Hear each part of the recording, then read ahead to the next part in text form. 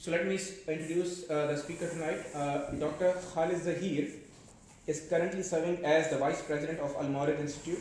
Dr. Zaheer completed his PhD from University of Wales on the critique of Islamic banking. He has been a disciple of eminent scholars from the subcontinent and has taught at universities such as University of Central Punjab, Lahore University of Management Sciences and University of Punjab for over 3 decades. He has written on topics such as Islamic economics, religious extremism, human rights in Islam, and interfaith harmony. He has spoken at the House of Lords and organizations such as Council for Christian Muslim Relations in the UK. So finally, let me introduce you to the topic and then I'll hand it over to Dr. Khalid. Britain was introduced to the issue of blasphemy during the Rushdie affair. That was a really, that was a major introduction. There was no easing into it. It just exploded. And there were fatwas and extreme statements, books burned. Since then, we've seen violent reactions to Danish cartoons. We've seen Charlie Hebdo. We've seen secular bloggers hacked to death in Bangladesh, and in Pakistan it is actually a routine thing. We've faced this far too much, blasphemy killings. We will also look at the traditional Islamic fiqh point of view on punishment for apostasy or leaving Islam and adultery, and why is it the death punishment, and is there a way that we can challenge these ideas. So I'll hand it over to Dr. Khalid now, and he'll shed some light on these topics, and I'll also ask him to introduce us to Al-Mawrid and its work. Bismillah ar-Rahman ar-Rahim. I begin in the name of Allah, whose mercy is profound, whose kindness is forever. You didn't make an announcement of Maghrib. Completely sorry.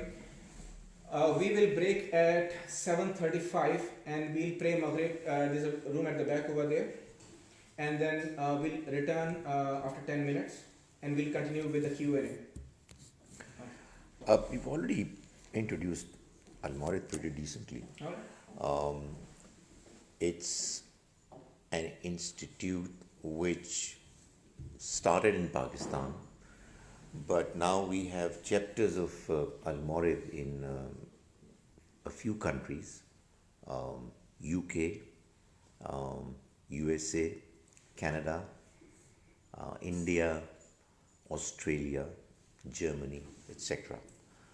The idea is that if people get somewhat convinced some part of what we are doing is okay, and they feel like chipping in with their cooperation efforts and join hands, they should have the opportunity of getting together and arranging different programs for what we think is the correct approach towards understanding Islam. And let me emphasize, we just claim that we have an approach. We do not insist that the conclusions that we have drawn are absolutely correct. We are humans and we are making a humble, earnest attempt to understand what Islam is. In the process, we might sometimes come to conclusions which may not be acceptable to some people. We need to continue to engage in a discussion and dialogue in trying to understand honestly what the Almighty's expectations are from us in different areas of Islamic teachings. The subject that has been assigned to me to talk on is not an easy subject. I've been asked to speak on death for blasphemy, apostasy, and adultery. Where did Muslims go wrong? So you've already concluded that they've gone wrong. What I will do to meet this challenge that has been thrown across at me that I have divided my presentation into 6 parts. The good news is that those parts are very short, so don't think that it's going to be long presentation. The first thing that I would want to clarify is that in our opinion, the way we understand God's religion, Islam, God's message, comes from only one source, and that is the source of the Prophet, may God's mercy be on him. The Prophet of God declared 1400 plus years ago that he has received God's message, and the message is meant for the entire humanity. The message of God he presented is comprised of 2 components, Quran and Sunnah. Quran is the word of God, and Sunnah are the religious practices which the Prophet, God's mercy be on him, performed, and his followers, his companions, they emulated him. These 2 sources have come down to us in a manner that they are both authentic. That is, we feel confident that the message of Islam from the Quran and Sunnah that we have right now with us is, allow me to say, exactly the same as was given to us by the Prophet, God's mercy be on him. How do we feel confident? We feel confident because the message satisfies the conditions or meets the criteria, 2 criteria which are important for a message that was given long time ago to still be authentic, to still be in its pristine, pure form. One criterion is the criterion of unanimity, ijma. All companions of the Prophet agreed that the Quran from A to Z is what is the message of God. So there was complete agreement. And this agreement then was transmitted to the Ummah in a manner that there was no gap. There was this uninterrupted continuity, which is what is known as tawatur. So, on the one hand, it was complete agreement of the first generation, and on the other, that agreement was transmitted in a manner that there were no gaps, not even of one day. It was uninterrupted. These 2 criteria, when they can be shown to having been met in these 2 sources of the Quran and Sunnah, we feel confident that this is what the core message of Islam is. Like in the case of the Quran, similarly in the case of Sunnah, the Prophet, may God mercy be on him, prayed 5 times a day, for instance, and he was emulated by his companions, and that practice has, it never stopped. It has come to us uninterrupted. Alongside these 2 sources, there is a third source, which is a natural source. It came about naturally. The Prophet being the best example of religion, the one who gave the core message of Islam, the one who clarified to people what Islam was. There were many incidents that took place in his life. He led a life wherein obviously he had his own personal, private affairs as well. All of them were observed by his companions, some of whom, not everybody, not a vast majority, but a decent number of his companions, they transmitted, let the next generation know about them. Some people were informed about this information as well. Quite naturally, why would have it not been done?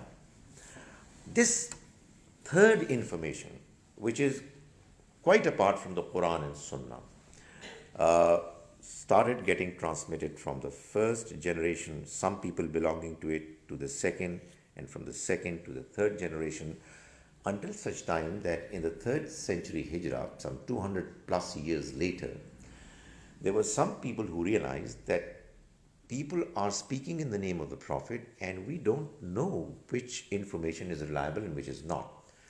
So they undertook the task of trying to verify and find out the authenticity of the various claims. And as a consequence, we had these books of hadith, which are now another source of learning Islam. Uh, it's a long subject, and I've only this morning made a presentation in University of Leeds on it. I'll just make a brief statement that this source, even though very important and valuable, it's a footnote of the Quran and Sunnah. It cannot be considered as an independent third source giving us additional understanding of religion over and above the Quran and Sunnah. There are a number of reasons. I'll just mention one of them and move on. Had this piece of information which got collected and expressed in the form of a number of books which were compiled, books of hadith, had it carried additional vital, important information about religion, then it should have been there available to all Muslims in the first 2 centuries as well. It was there in the first 2 centuries, available with some people, but only a few people. And a vast majority of the Muslim Ummah was unaware of a large component of this piece of information, this reservoir of knowledge. So, on the one hand, we value this aspect of learning, but on the other, we humbly emphasize that it's a footnote which has to be strictly seen in the light of the Quran and Sunnah. The second thing that I want to mention is that the Quran mentions 2 things about it. The Quran, the book of God, mentions or claims 2 things about its text. One, that the book of God enjoys or ought to enjoy the status of it being the ultimate criterion that should distinguish between right and wrong, that should decide ultimately and clearly what is religiously acceptable and what is not. The Quran also clarifies that the Quran is a clear book. It's not vague, it's not ambiguous, it's not talking in a language which people cannot understand. And when it comes to religious differences, the differences are to be resolved by Muslims in the light of the Quran. The Quran calls itself Al-Furqan. It calls itself Mizan.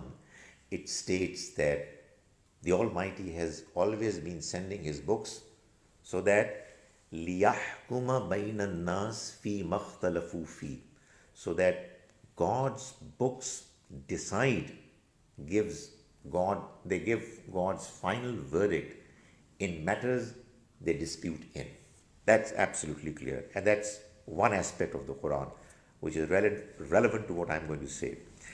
The other aspect of the Quran which is very important to always consider is that the Quran, of course, claims that it's God's book, but it also claims that it has no contradictions.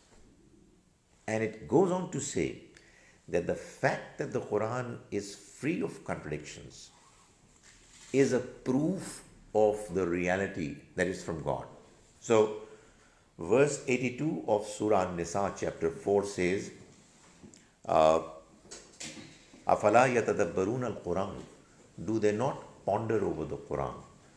Walau kana min indi ghayrillah, had it been from anyone other than Allah, la wajadu fihi ikhtilafan kathira, they would have found therein a lot of contradictions, discrepancies. So, the Quran is the ultimate authority. That's point number one, which is in Surah Furqan, Surah 25, verse 1. It's in Surah Al-Baqarah, Surah number 2, verse 213, and many others. And the Quran claims that it has no contradictions. That is point number two. Point number three is that the Quran, the book of God, the ultimate authority, makes a clear statement that thou shalt not kill. You cannot kill. It's verse 32, Surah Al-Ma'idah, Surah number 5. You kill anybody, a human being, it is going to be considered as huge a crime as if you have killed the entire mankind. You save a soul from dying, and you have done such a huge virtue as if you've saved the entire mankind. Only two exceptions. There are only two exceptions. One, if a person kills another person. Man qatala nafsan bighayri nafsin aw fasadin fil ard. Somebody kills another person, then the killer can ultimately get killed after the due course of law is allowed to take place. We have question answers immediately after the prayers. Sorry, are you starting to talk about the subject that was advertised? Because this is so far, you haven't started with that yet, so I'm just wondering. I can assure you that when we will go for prayers, before that it will be done. ABC. Yeah, it has to be ABC, otherwise... But everybody knows what you're talking about already. No, if it's you not let him appreciated. complete his arguments, then you'll see where it's leading to. Probably I'll have only a few words to say about the real subject. We're fascinated to hear what you have to say about the subject you wanted to talk about. If you will give me time, I will do it. How about you show some decorum? Stop talking. So, let's. So that's the third thing. You cannot kill. Now, killing has taken place. It's mentioned in the Quran, mentioned in history. Why? Now that's what I am going to make an attempt to clarify.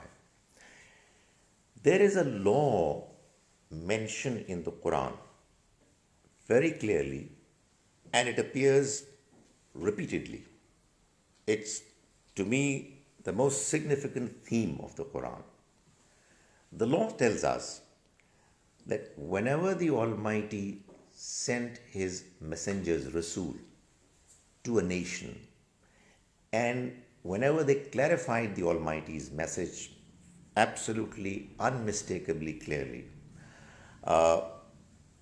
beyond a certain deadline, that nation was declared eligible to be annihilated. They were killed. Mostly through natural calamities. But the Almighty's decision was that they are going to be punished in this very world. Their punishment will not be given while the Almighty is not going to wait for them to meet their fate in the next life. Why? Well, if you will ask this question, I'll answer it, but I'm not telling you clearly that the Quran is making that statement in a number of its verses, and it goes on to tell us that the same fate was meted out to the nation that rejected the message of the messenger, last messenger of God, God's mercy be on him. I'll just mention two verses. One, in Surah Anfal, the 8th Surah, verse 17, it tells us, talking about the battle of Badr, that, O people, companions of my messenger, falam taqtuluhum, you did not kill them. Walakin Allah qatalahum. Instead, it was God who killed them. The reason why it was mentioned was that you cannot kill anybody. You've not been allowed to kill anyone. So it was God who killed them. Now, if there was any doubt, that doubt was removed in the next surah. Surah Tawbah, chapter 9, verse 14, wherein the Almighty says, yu'azzibhumullahu bi'aydikum. God is going to punish them through your hands. That is, it's going to be a very special occasion.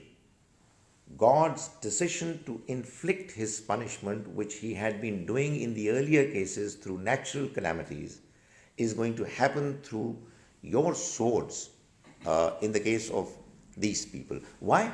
Because one of the reasons is that in this case, the number of companions was much larger.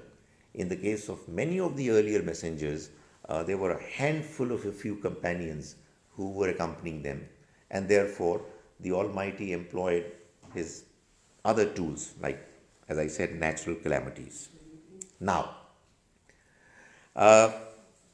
we have the mention of death for blasphemy as well as for apostasy. Let me take the case of apostasy first. Imagine Abu Jahl, Abu Lahab, and other people who rejected the message of God even after it was communicated to them most clearly, beyond the deadline that the Almighty allowed them. They were eligible to be killed, and killed they were. If there were a few people who, to save their skins, said that we believe, and as a consequence they were spared, and later declared that they don't believe anymore, they met with the same fate, because the law that was relevant to the case of the nation that received the message directly from the messenger had to be applicable on them as well. As I said earlier, hadith has to be seen in the light of the Quran. This mention of death for apostasy is mentioned in hadith. The mention is absolutely correct, but the mention is an explanation of the law that is relevant to Risala. That is, the person, the nation that receives God's message directly and goes on to adamantly deny and reject it, they don't deserve to live anymore. So if somebody believed apparently to save himself and then went back on his belief, it would be the same fate that would be inflicted on him. It has got nothing to do with the later times when people have been allowed to have their faith, do whatever they want to. Obviously, if somebody does something which is wrong in the eyes of God, his punishment is waiting for him in the next life. But in this life, the Almighty is mentioned in the Quran time and again. وَمَنْ شَاءَ فَلْيُؤْمِنْ وَمَنْ شَاءَ فَلْيَكْفُرْ. Whoever wants to believe can believe, should believe, and whoever wants not to believe and deny and reject can deny. It's a free world where while on the one hand God's message is to be delivered properly, politely, intelligently, the other people have to be allowed liberty to choose whatever they want to. Some people might decide to believe. Some people would be born to families which are Muslims. They might grow up and then they might decide about their own way later. This stipulation that is to be found in Hadith is not something that was meant to be law universally applicable for all times. That's one of the three subjects taken care of, madam. Now I come to the second one, which is blasphemy.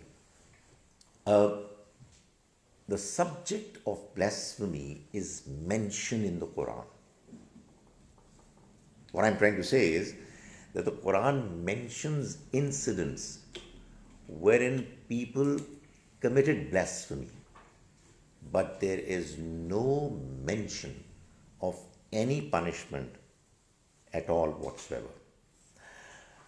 I am not saying that blasphemy was done by people, by those who rejected the message of God in Mecca, where the Prophet, may God's mercy be on him, he did not have the authority to implement the law. Even in the case of Madinan surahs, the last 10 years of his life, when living in Medina, he had the authority to punish people for the wrongs that they were doing. The Quran does not mention any punishment. I'll give you a few examples. If you read the Meccan surahs, you will find that the Quran is actually mentioning the words of blasphemy that were uttered by some kuffar, those who denied the truth. You recite them. They're there in the Quran.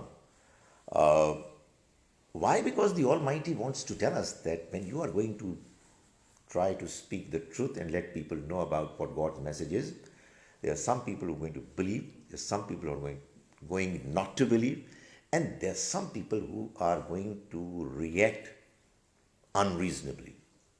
You've got to remain patient, you've got to continue to deliver the message, and do not be distracted by the reactions of others. Now, I just mentioned briefly a few passages of the Quran which tell us that even in the Madinan society, there were people who committed all sorts of acts which could be described as blasphemy. For example, in verse 104 of the second chapter, Surah Al-Baqarah, the Almighty says, believers don't say Ra'ina. Instead say Unzurna. Ya ayyuhallazina amanu la taqulu Ra'ina. You see, these two words, Ra'ina and Unzurna, are like, for instance, we say in English, may I beg your pardon? Or you might say alternatively, could you kindly repeat? In Arabic, likewise, these two expressions were used. There were some hypocrites who used to come in places where the Prophet would be talking to his companions, and they would say teasingly, Ra'ina, in a manner that it would mean something else. It would actually, that expression was used by them to cause harm to the Prophet, to make a statement as if they were making fun of him. The Almighty said, don't use that word. Instead say unzurna, which is an alternative expression. My question is, why did God not say, and such idiot is making that expression so as to make fun of you? Just destroy, kill him. Not at all. Instead, the Almighty says, just use another expression, so that the occasion, the possibility of misusing or incorrectly pronouncing the word doesn't arise. There is another passage in the Quran, verse 140 of chapter 4, Surah Nisa, which if you read it along with verse 68 of chapter 6 and verses 57 and 58 of chapter 5, what you would find is that the Quran is telling us that in the Madinan society, there were people who used to make fun of Islam. The society where the Prophet, may God's mercy be on him, was at the helm of the affairs. And there were people who would make fun of Islam. The Quran mentions it. The Quran has stated two things for the believer to do. One, when they are making fun of your religion, don't stay there. Remove yourselves from the place where it's happening. And when they stop doing it, you can come back. That's what the Quran says. Why did not the Almighty say that, you know what, just get rid of them, annihilate them? They deserve to be killed. No passage says that. The other thing that the Almighty has asked believers to do is to not make these people who are making fun of your religion your friends. Obviously, I cannot make a person who makes fun of my religion, even if he is a so-called Muslim, my friend. Some Muslims have erroneously understood from this passage that we cannot make Jews and Christians our friends. Well, the explanation that the Quran has given is that there were some Jews, some Christians, some other polytheists who used to ridicule Islam. And the Quran mentions what they used to do. When azan would be called for prayers, they would make fun of it.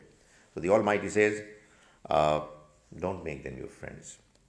A third passage, it's in Surah Al-Munafiqun, chapter 63, verse 8. It says, it informs us that the leader of the hypocrites, Abdullah ibn Ubay, in one of the expeditions when Muslims went out of Medina, he delivered a speech to obviously his followers. And he said, La rajana ila al-Madina, when we will return to Medina, la yukhrijanna al-a'azzu minha al-azal. Those who are respectable people, they are going to exterminate from Medina, expel from Medina those who are not respectable. The Almighty responded just by saying, وَلِلَّهِ الْعِزَّةُ وَلِرَسُولِهِ وَلِلْمُؤْمِنِينَ. It is God who enjoys respect, and His Messenger, and the believers. وَلَكِنَّ الْمُنَافِقِينَ لَا يَعْلَمُونَ. And these hypocrites don't know. Why did not God say to believers that, look here is a bunch of idiots who are making statements which are intolerable. Just go and kill them. Not at all. Now, obviously, you might ask me a very simple question.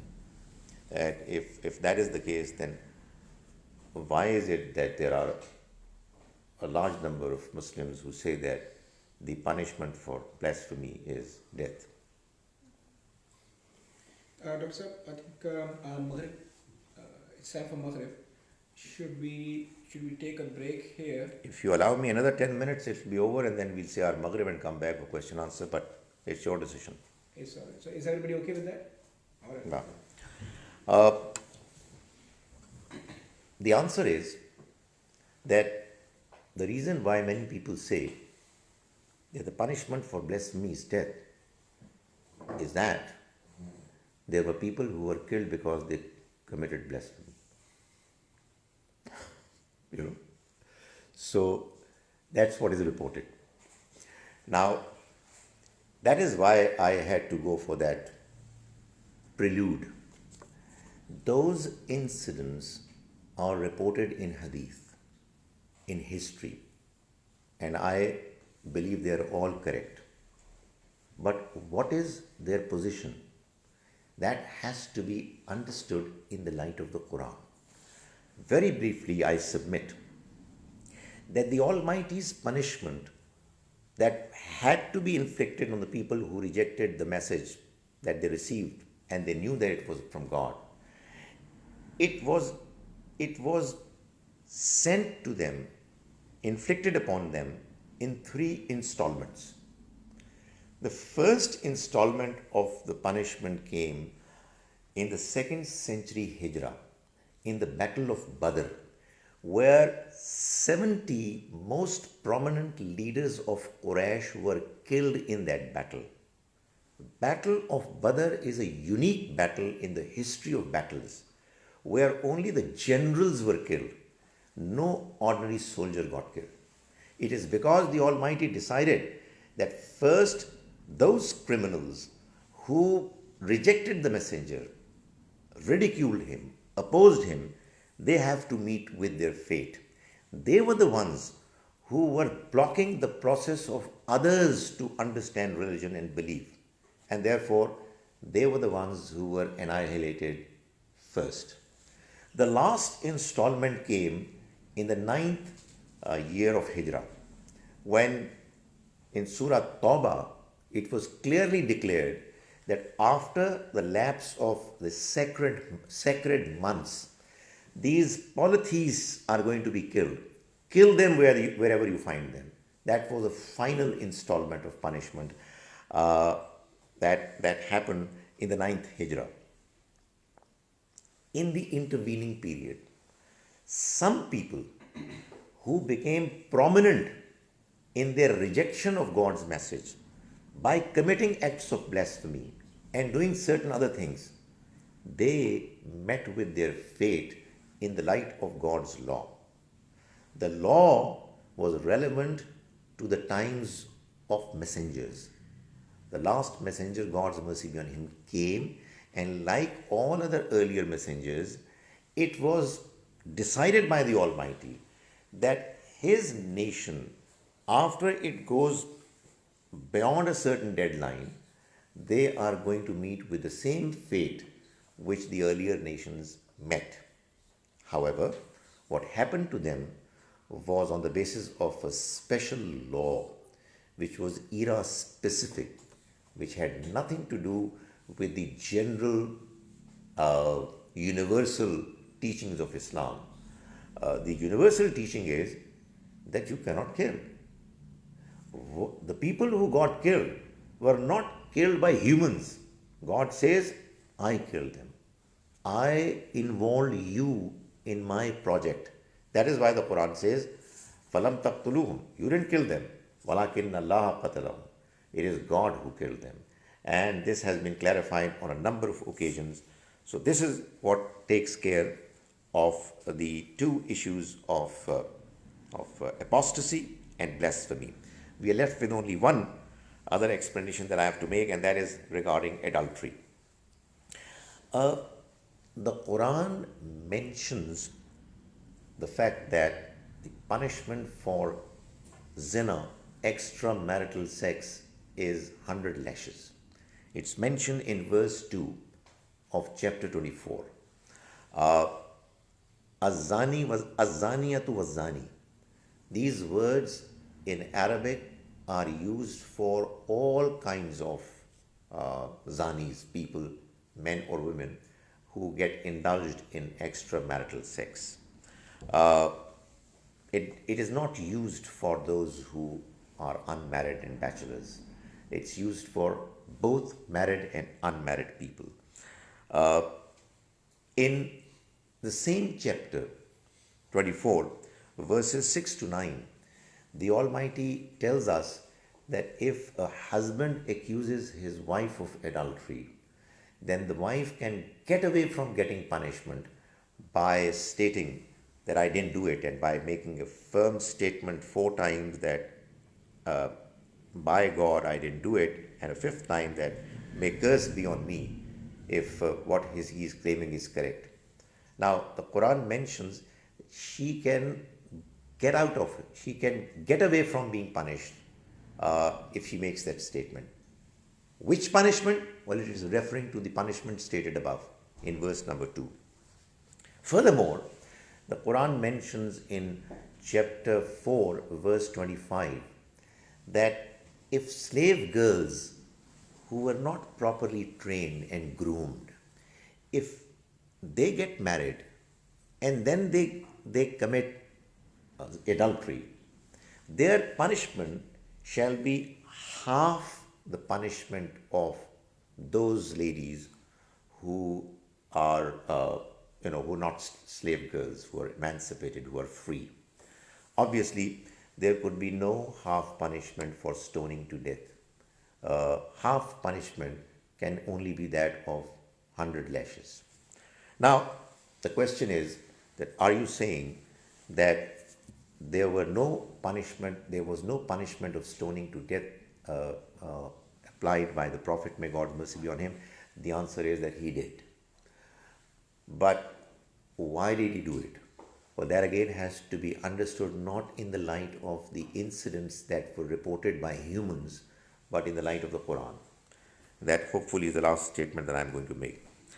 The Quran tells us in chapter 5, Surah Al-Ma'idah, verse 33, that those who fight against God and His messenger and cause mischief on earth, the Almighty mentions a number of punishments in such cases. And the first of the mentions is that their punishment is an yuqattalu, that they should be killed mercilessly. Those who create mischief on earth. What is mischief on earth? Well, there are two types of crimes. One crime is murder, and another is that there is an individual or a group of them who keep on murdering. They are serial murderers. There is a difference between the two. The punishment for murder is that the person is going to be just simply killed if the course of law establishes him to be a killer. But if there are people who have actually, through their evil designs, causing mischief on earth, and the ordinary individual, ordinary citizen, feels that his life is insecure, then such people are not ordinary killers. They have to be killed mercilessly according to the Quran. Likewise, there is one crime which is called theft, but there is another crime called burglary, robbery. There is a difference. A robber, a burglar, causes the property of individuals to be at their mercy, and people are in fear. For such people, the punishment mentioned by the Quran is even more severe. Likewise, there is one evil called extramarital sex. In Arabic, it's called zina. In English, obviously, there are two different words. But there is another crime whereby there are some people who rape, who make this act, evil act, popular in the society. They make it their business. They want to promote it. Now, this is mischief on earth. So, the Prophet, may God's mercy be on him, he administered the punishment of stoning to death in certain cases, which was actually on the basis of this verse, wherein those who cause mischief on earth have been suggested to be punished in a number of ways, and one of which is merciless killing, and stoning to death is exactly that. Because these statements that we get from hadith are reported by individuals, and they are not all consistent. There are different reports that we find coming from the different books of hadith. They need to be strictly seen in the light of the Quran to establish as to what is the context of those punishments. So what I'm saying is that the punishment for a person who is married and commits adultery is not necessarily stoning to death. The punishment for those who commit mischief on earth is merciless killing, one form of which is stoning to death. The Prophet, may God's mercy be on him, during his times when he investigated and established that there were some people who were guilty of mischief on earth, he required them to go through that punishment. Now, because it is mentioned in books of hadith, which was reported by individuals, and the reports, as I said, are different in different cases, the understanding has to be seen in the light of the Quran. I'll stop here and we'll say our prayers, and after the prayers, I'll be available for your questions. Thank you very much. There's a room at the back where we